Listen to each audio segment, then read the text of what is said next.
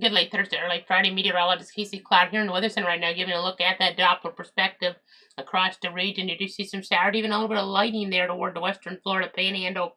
At this moment is about 1:35 a.m. Central. If you're watching live on this Friday morning, 2:35 a.m. Eastern. I know folks getting ready for those exams here pretty soon toward like FSU and UF and the like. You know, I think UF they start on Monday, or no, Saturday, excuse me, and FSU starts on Monday there as we're looking and as we're tracking things. So, just something, you know, this weather is going to be nasty here toward the weekend as those folks, you know, are studying and or taking their exams. So just best of luck to everybody there. But you can see as we look toward the Gulf Coast, definitely some of this around Pensacola, this is a sign of things to come. And we have some warmer air down here. So at least on your Friday, there is theoretically a chance of a strong storm or two toward the local area, especially as you get a little bit further south here, as we have some temperatures, just going to be a big contrast. I know we had 40s and rain around Tallahassee on that Thursday. I know on your Friday, we're expecting, you know, 70s here toward parts of north central Florida with rain, maybe some thunderstorms. It can't, you know, completely rule out a severe storm. Not really expecting it, you know, there toward northeast Florida, north central Florida, southeast Georgia, but it cannot be completely ruled out. Even as we get a little bit further west here as well, it just kind of is a little bit tricky at points here as we look at the overall scenario. I'll go ahead and try to say you some different things here with the models to get you acclimated to what we're talking about here as we look ahead in toward that timeline. Another 6C run of the HRRR, that's coming into our system here. So let me go ahead and pull that up. That's the advantage about being on here so late. I know it is late, but get some of the latest model runs here. I mean, sometimes it's more about the longer range models, but even the short range models at the time, you know, we have the hour earlier situation with them coming in this time of year. That can help see things if we're, you know, looking at even at 2:30 in the morning, you know, this stuff's coming on in, you know, be another hour, you know, depending on how you're looking at things. As we progress here with the way the models work, it's something that most folks probably don't understand, but in terms of Zulu time, you know, global time is how a lot of these models are run here. So just kind of, and you know, giving you that look here at things. This is toward your Friday morning now toward the early afternoon. We started to see some reds that become a little bit more organized, but let's look at the temperatures here. So the reds in Georgia, they're going to be in the 40s and 50s there. It should be harder to get any type of severe weather, but toward Tallahassee, in theory at least, it's not a big chance. Probably not going to have the perimeter set up quite right. The models were a little more optimistic on this earlier on, but it's not completely impossible that we get a severe storm because this is so in this orange, 74, 75 degrees, and some areas of red toward like Wakulla County around 1 p.m. on your Friday afternoon. So can't completely rule out a rogue warning here, some weak rotation even. As we look at some of the energy values, they'll be there as we look in the forecast model. Some of these yellows indicate here a mixed layer CAPE there about 1,000 joules per kilogram. I know it's more about surface-based CAPE, but this is more what we can say here on the model and on the air as you look at storm relative helicity. You can kind of get an idea here, just looking at some other information here as well. It's just kind of interesting to see. It's not a big chance, and you know, we'll just be watching. There's no formal risk. You saw the general thunderstorm risk here. I'll pull that back in. That includes almost all of it. A little bit of Flagler, not quite in that. Maybe a little St. John's too, as I'm looking here on my map. Not quite included in that. Pretty much everybody is overall, but you know, for a chance of at least a thunderstorm could impact high school football if they hit at the wrong time. Rain doesn't generally delay high school football, but lightning definitely does. You know, whenever thunderbolts go indoors. Gotta watch out for that Jaguar game forecast on that Sunday as well. Definitely going to have rain around, more rain than this, and that means, you know, a chance of thunderstorms will be embedded in it. Not a huge chance of thunderstorms. There is a pretty big chance of rain, though, on that Sunday, but just one lightning strike in a certain radius can delay things. So definitely possible on Sunday. I know no formal update late Tuesday, just giving you a heads up. Our next scheduled formal update is next week, late Thursday, early Friday.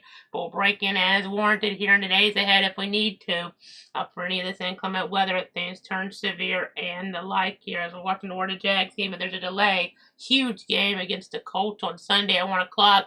The Colts are more of an indoor stadium type of team, so we'll have to see how the weather affects them. But the Jags, I mean, this is some inclement weather more so than you would really expect. I can't really remember a game that's going to be this potentially plagued with weather for the Jags, essentially, playing through it if there's not lightning. So that's going to be something, that could be something to really be mindful of. It could be very slippery out there. I know they're going to be looking for the, indoor stadium here with that in a few years, even if there's a lightning, issue I've talked about before, there'll be just a little, design scenario there where will be some, delays, even if, we have the roof there are mostly closed. There'll be just a little bit, of the daylight shining on through, and then that would, in theory, maybe trigger a lightning delay. But if it's just rain, then you're going to have better weather, and you're going to have more, weather that's easily, more so climate controlled to, pretty good degree, I would think. But it's supposed to be mimicked after the Chargers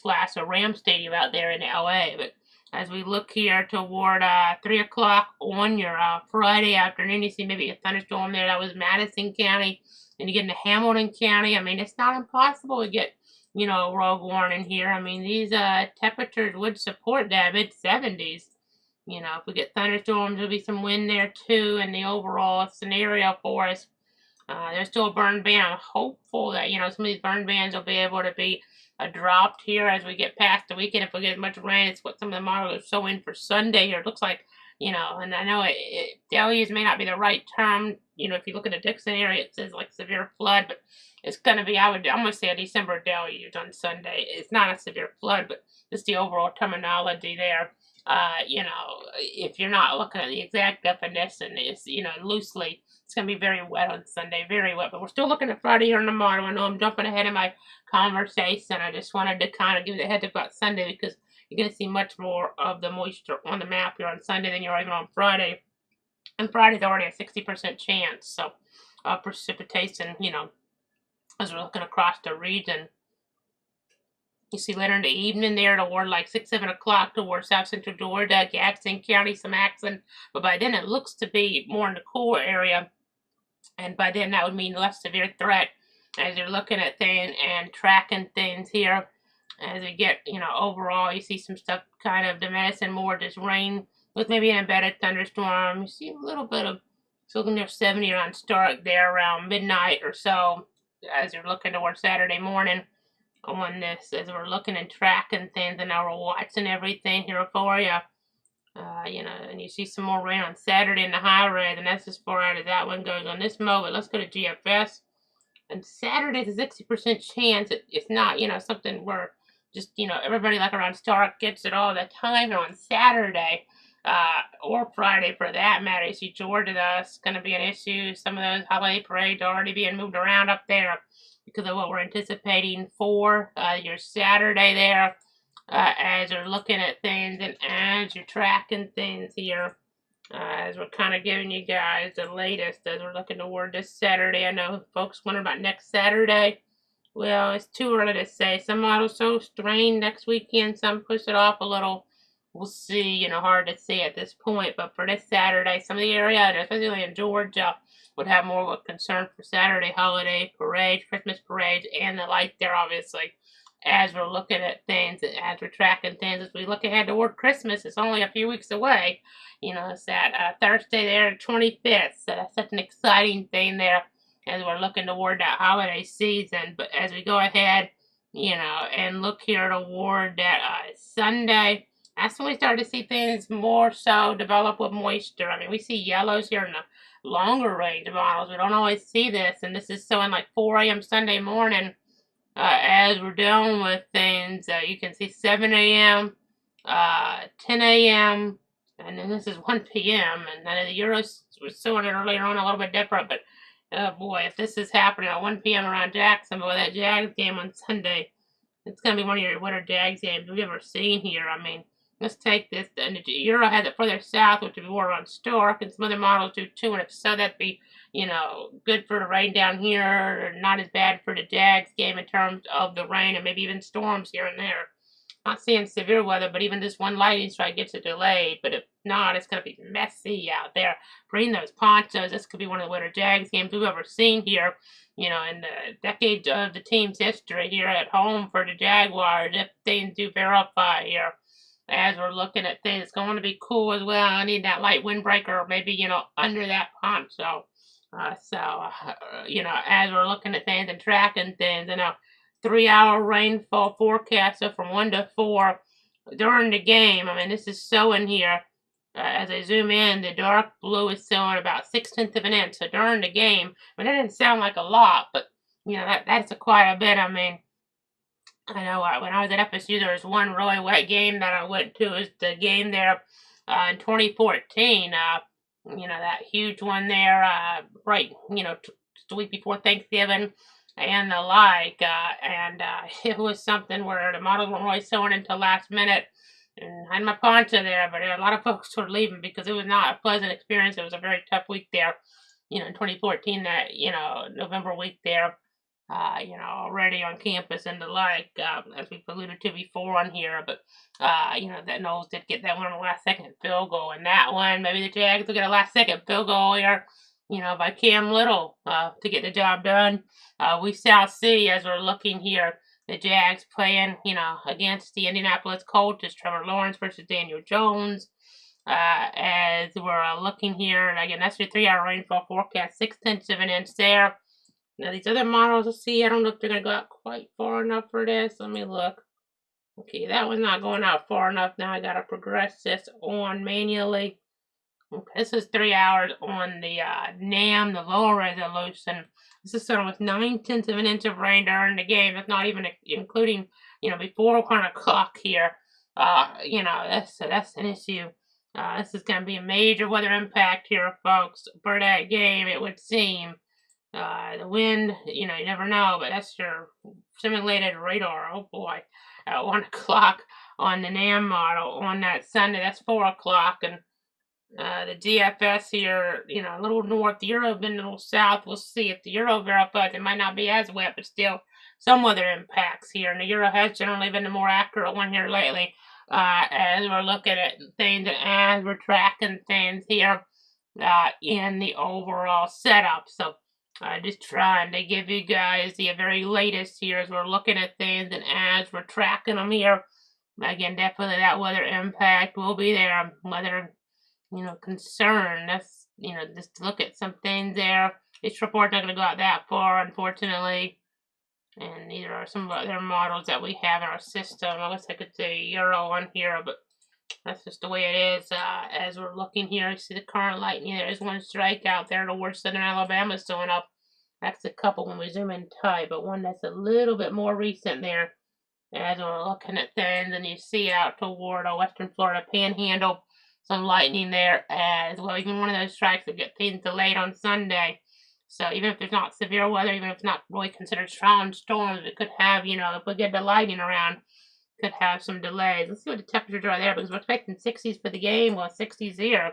So, just one strike within a certain radius is going to get a delay on Sunday. But if there's not a delay, it's still going to be wet there. And what a mess, I know. Huge game. Whoever wins has the division lead in the AFC South, because the Jags or the Colts there. It's going to be shown, not as much of the country as you would think on CBS, to be quite honest, but second announced team, Iron Eagle, J.J. Watt, and Evan Washburn will be in Jacksonville. The last time they called a Jags game, we had severe weather. We had warnings we were tracking, so I wasn't really watching that game too much. It's probably a good thing the Jags blew a huge lead against Houston, so we'll see if the Jags have better luck this time with that announced team there. They had really good luck with Spiro and Adam and Aditi there. People were following on the NFL, but not so much this year than JJ and Evan there. But again, it's just really getting deep into the NFL stats. But you kind of get the idea. And then we have some wintry weather up toward the north. Just say, look at this in Virginia. Some pretty heavy snowfall here toward Roanoke and over toward Richmond right now as we're looking up there. And they're getting some pretty interesting wintry weather up there, up the I-95 corridor even, as we get into Virginia right now. They're getting some wintry weather. So that is something for those folks to enjoy. There are winter weather advisories in play all over the place. Not a winter storm warning, but definitely impactful. Some areas there getting multiple inches of snow. So that is a storyline, impacting even that morning commute in some spots. And, it's not like here, if we had this here, there wouldn't be school and working for most. I mean, except for essential jobs, of course, for work. But, up there, I mean, a lot of folks are going to probably be toughing it out, I would think. for the most part here. They pre-treat roads generally up there and the like. As we look at things and as we track things here, southern West Virginia. I mean, you see Beckley there and Bluefield, and you saw Charleston in there. You see Charlottesville, Virginia. That's where UVA is. They have a chance to go to the college football playoff. They win their ACC title game on Saturday night there against Duke. Duke really, somehow finding a way to get into that, even though they've had 5 losses this year. Shouldn't have wintry weather down in Charlotte for that one in general, as we're looking at things and as we're tracking things. But definitely pretty cool there, in the 30s, 40s there, as we're looking ahead toward that contest. Again, we're just kind of giving you guys the very latest on all that here. And there's a lot of wintry weather. I mean, you see it indoor parts there of some of these different communities. You get into parts of Maryland there and the like. So definitely intriguing to see with some of that winter activity on the radar perspective here right now. As we look at the radar perspective, one place that doesn't get snow too much is Gainesville, Florida.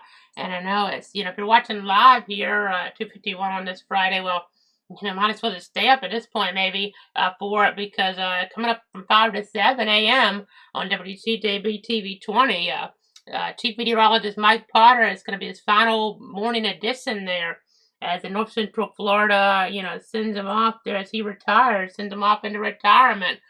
Congratulations to him. Over 3 decades, he started full-time there in 1992. He also worked there for a little while in 1984, but he's been there over 33 years, and what a great career for Mike Potter, retiring from WCJB TV 20.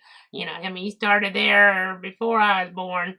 He started a morning show. He literally was the first ever meteorologist on it there.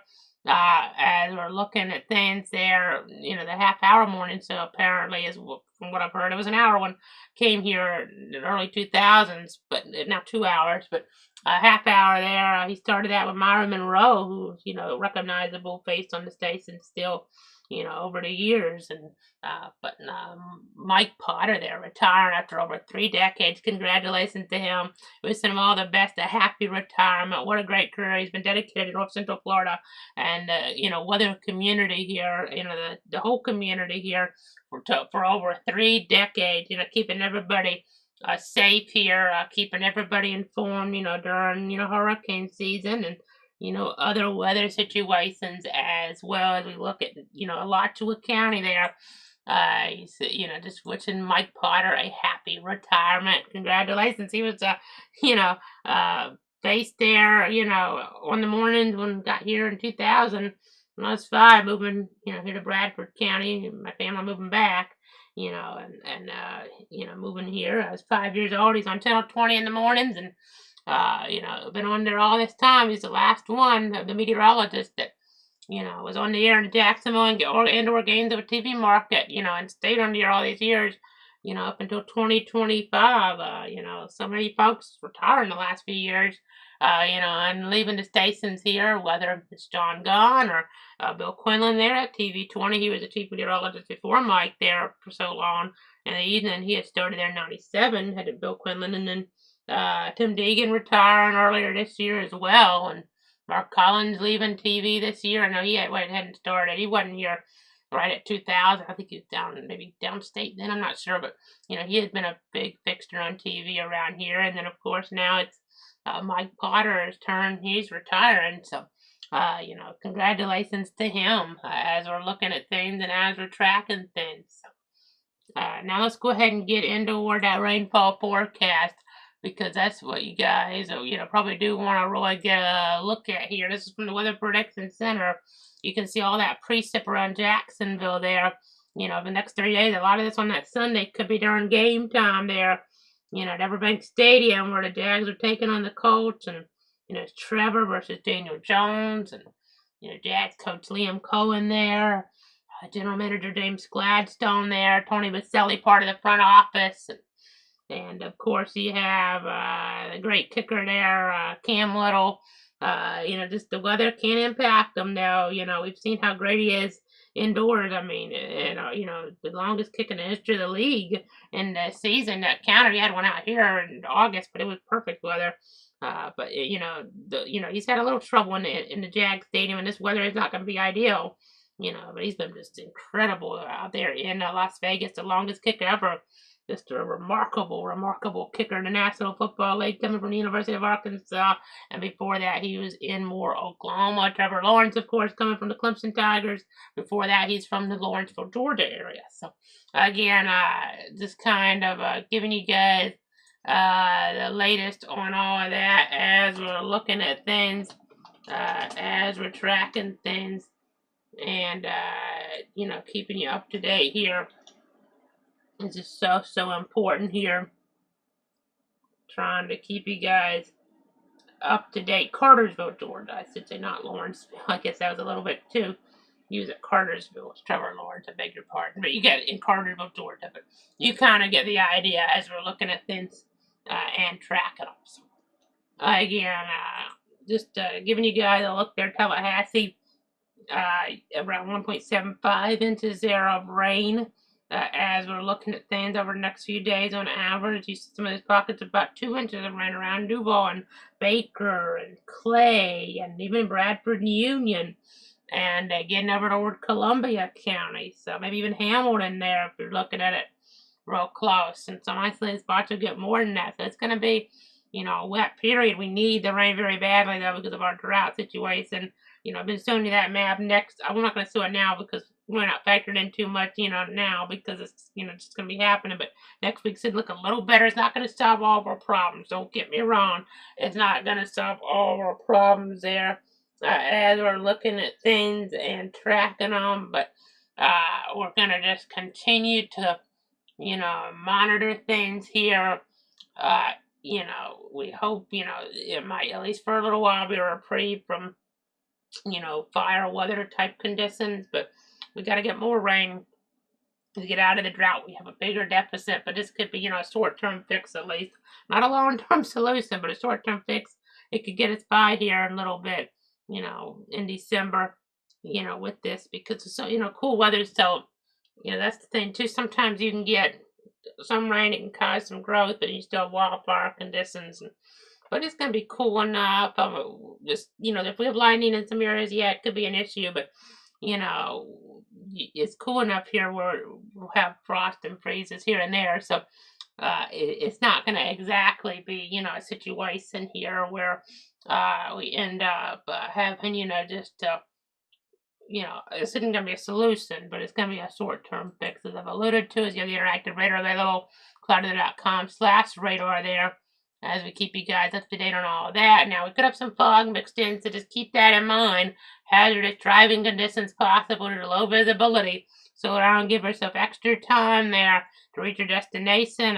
Make sure your vehicle is possible, or as visible as possible. I've read this so many times, I just want to get through it because I've read it so many times over the years. But just, make sure your vehicle is as visible as possible to other vehicles while using your low beam headlights. Leave plenty of room between you and the vehicle in front of you. And let's go ahead and say you right now here that 7-day, though, 60% chance of rain toward that Friday, toward the area. Strong storm possible because it's going to be warming up here. So keep that in mind. Saturday, 60% chance of rain. It's going to be a little cooler, though. And an 80% chance of rain and some heavy downpours. I mean, there could be some Friday, Saturday that will be. But on Sunday, more so heavy downpour. Probably not much of a severe risk, but we could, in theory at least, get a real flash flood warning if we get the wrong amount of rain in the, wrong area there, more urban area or something like that right there in Duval even. I don't know if it'd be that heavy of rain, but it could be at points. Well, the high-res models haven't got the HRRR that far out. It could show more rain than even 2 inches. It's possible it says like 4 or 5, based on what I've seen. And some runs, if that happens in a quicker, shorter period, that could be an issue. 64 degrees on that Monday. Rain chance going down. Cool on Tuesday. I mean, downright chilly, brisk out there. Tuesday, Wednesday mornings, even Thursday morning for some. Some of those students getting up early for the exams. UF and FSU is graduation for some on the horizon, or one more semester on the horizon for others. Just congratulations to those graduating, and best of luck on those exams for those that are, and or have another semester or even multiple semesters to go. there at FSU, UF, and all the other colleges, universities here across the area. So again, the averages, you see how we're going to be below average for like Wednesday morning, Tuesday morning. But today we're going to be above average in spots. Some areas are going to be cool. I mean, we had really cool weather. And we got 53 for the high in Tallahassee on that Thursday. Yeah, as we're looking out toward the Big Bend there, Albany was only 48. They got a third of an inch of rain on that Thursday. Tallahassee got about a fourth of an inch of rain, as we're looking. But Gainesville got to 71. Jacksonville got to 63. What a huge local variation we had on that Thursday across our area. No miserable rain, Gainesville, Jacksonville. But again, those other areas did have some. Apalachicola at 7100s. They got to 61 degrees out there toward, the Big Bend region. So, as we're looking, but off the 54 with 6100s of an inch there in that rain gauge. So, that measuring site there. But again, giving you guys the very latest on all this. Just trying to keep you guys informed on the situation. With the weather, we're trying to watch, we're trying to track things here. Again, we'll break in if it is warranted, and that weather on Sunday, that could be pretty nasty for that Jags game. I know the Jags fans are very much encouraged to come out. Maybe depending on how the playoffs, potentially set up if they get in or if they have a home game. If it doesn't come to that, maybe not having a home playoff game. This could be the biggest home game the Jags have until they have the new stadium. I mean, it's not impossible to say that, especially, with the crowd, that they would want to see because, as you're looking there, you're tracking things. It's going to be so weird. It's probably going to reduce that crowd. Some of them are going to have reduced capacity next year and not in town next year. And they'll be in Orlando probably, and then they'll be back in 2028. So, yeah. They're expecting one of the big crowd. Not going to have probably a bigger one because of the inclement weather, unfortunately, on that Sunday. But, this might be the biggest crowd we have for a Jag game in at least 3 years. And this, next couple of years, not going to probably happen. Reduced capacity and then in Orlando, I mean, that doesn't count for our area here. I'm not sure how the stadium capacity works down there, but in terms of the, home game in our local counties, if you get what I mean here, this is going to, maybe be the biggest Jags game for a while as we're looking, there's our region that we cover. But again, Jacksonville there, the Jags, such a huge game. You have Trevor Lawrence there, and you have Cam Little, and you have all the rest of the team there as well. Punter Logan Cook nominated for the Man of the Year award this week. And, you just have a great team there. Liam Cohen leading the charge. You have, just a squad there. That the Jags, all the fans there, they are rooting for here toward the area there and the like. So, just trying to keep you up to date on that. I know the Jags have Travis Etienne Jr. and just very important here for the Jags to get that victory against the Colts on Sunday there in Duval. So. Again, just trying to give you guys the very latest on all of that here. Just gotta be careful on the road. Watch out for the slick spots of traffic. It's gonna probably not be fun tailgating weather at times. In toward Jacksonville. As we're looking at things and tracking them there, and then you have again as we look toward North Central Florida. You think about Gainesville here this morning. It's the last morning there for Mike Potter as he's retiring from WCJB TV 20 after over 3 decades on the air. And just congratulations to him on his retirement. And then also, just in regards to the updates we'll have, as warranted here in the next few days, if warranted. Otherwise, you have the interactive radar available, clutter.com/radar. And then no film update late Tuesday, but we'll be back late Thursday. That's the plan anyway for your next scheduled update. So that's going to do it for now. Hope you have a great night. Enjoy the weekend. Might be more of an indoor weekend watching this college NFL games indoor. If you're trying to venture out and going to that game in Jacksonville, though, you got to be really careful on the roads. Everybody, in the Jags grouping there, front office and the ownership and the like there. They want all those Jags fans there, but the weather might not be ideal. It probably won't. I mean, I almost guarantee you that. Can't completely because there's a chance things can slip north or south. It's still a couple of days out, but not looking too great with that weather, unfortunately, for such a huge game for the Jags there as we're looking at things on Sunday against the Colts, 2 8-4 teams. One of them will have the lead in the AFC South there, which is a pivotal game there. You know, I wonder if part of the reason the game's not going really much to the country is because there's a chance of weather delay. Because, you know, that could really push things back there on the, you know, CBS network and, you know, for parts of the country at least. But, you know, it's a single header, I believe, for them. But still, you know, if it weren't, you know, long enough, the delays could push all the way into the news, you know, hour or 60 minutes. So, again, that's something to kind of be thinking about there. Have a great night. Have a great weekend. Stay safe on the roads, especially. We're going to be watching. If we need to break in for anything, we will. Again, just trying to enjoy things. And this holiday season, you see all the different platforms I'm on. We have the interactive reader at clutter.com/reader as well. So we're going to keep you up to date. And we'll try to keep you guys, you know, safe here as well.